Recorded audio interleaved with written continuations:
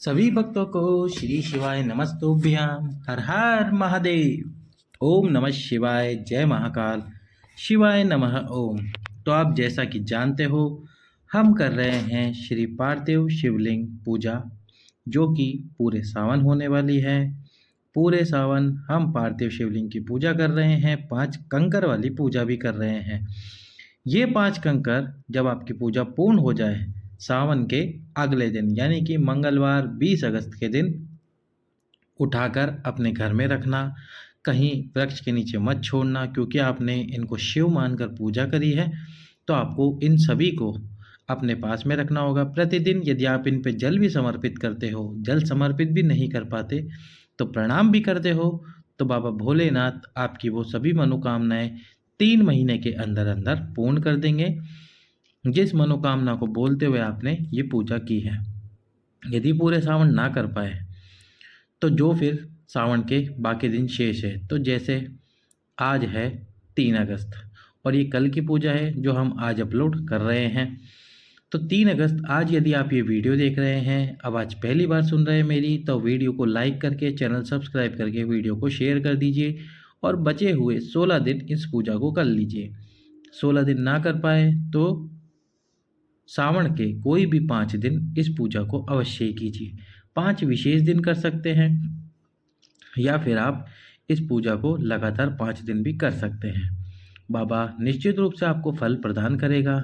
जिन किसी भी माता बहन को संतान और वंश प्राप्त नहीं हो रहा है, संतान प्राप्त नहीं हो रही, वंश में वृद्धि नहीं हो रही, उनके लिए, और साथ में ही जिन पुरुषों की जेब खाली है, जिनको धन प्राप्त नहीं हो रहा, कर्जे में लबालूब हो रहे हैं, उनके लिए भी ये पूजा फलदायक है। भगवान शंकर की आराधना करें, पूजा करें। जैसे आप शिवलिंग की पूजा करते हैं प्रतिदिन, उसी प्रकार से आपको इस पार्थिव शिवलिंग की पूजा भी करनी है। सबसे पहले शिवलिंग का निर्माण करें। बाबा का निर्माण करने के बाद में शिवलिंग पर जल समर्पित करें। जल समर्पित करने के बाद में आपको दूध समर्पित करना है और फिर से जल समर्पित करना है। जल समर्पित करने के बाद, दूध समर्पित करने के बाद, जल समर्पित करने के बाद आपको दुर्वा, ये दुर्वा समर्पित करनी है।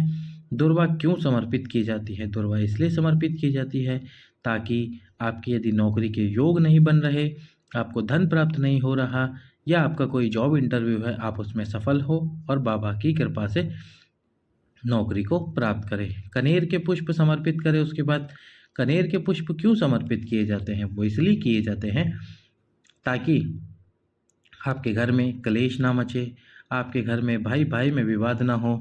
यदि अदालत में कोई केस चल रहा है या अदालत में कोई केस पेंडिंग है, उसका जल्द से जल्द निपटारा आपके पक्ष में हो जाए। इसके बाद में बेलपत्र। बेलपत्र समस्त मनोकामनाओं की पूर्ति के लिए समर्पित किए जाते हैं। ये जो बेलपत्र होते हैं ये आपकी समस्त मनोकामना पूर्ण करते हैं। इसके बाद में हम समर्पित करते हैं गेहूं के दाने, जो कि वंश की वृद्धि कराते हैं, संतान की प्राप्ति कराते हैं। काली मिर्च के दाने क्यों समर्पित किए जाते हैं शिव जी को? वो इसलिए किए जाते हैं क्योंकि आपके घर में कोई भी यदि रोगीला व्यक्ति है, जिसको बहुत भारी रोग हो रखा है, या आपको स्वयं को भारी रोग हो रखा है, तो वह रोग समाप्त हो।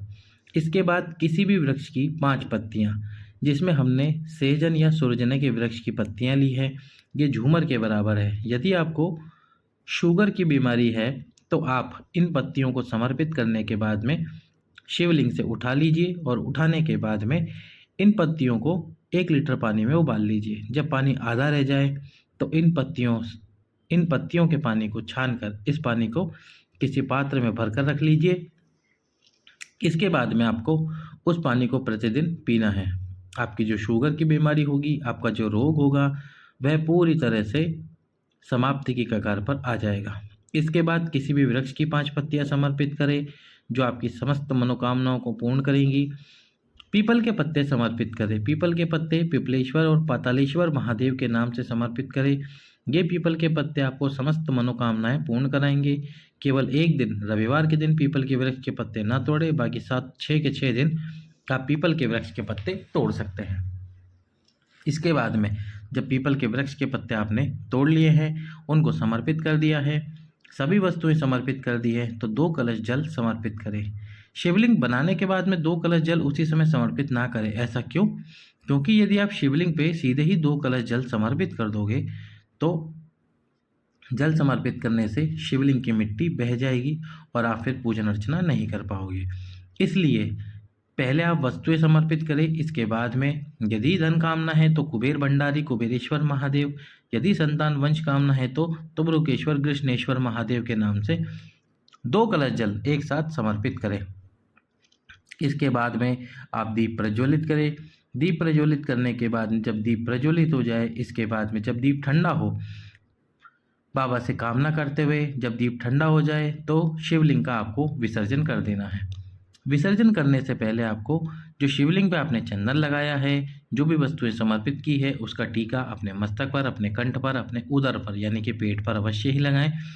खासकर जो संतान प्राप्ति के लिए इच्छा कर रही है माता बहनें, वो तो चंदन अपने उदर पर, पेट पर अवश्य ही लगाए। इसके बाद में जल डाल के भगवान शंकर का विसर्जन कर दीजिए। अगले दिन फिर से इसी स्थान पर शिवलिंग का निर्माण कीजिए और अपनी पूजा कीजिए। सभी भक्तों को श्री शिवाय नमस्तुभ्यम। हर हर महादेव।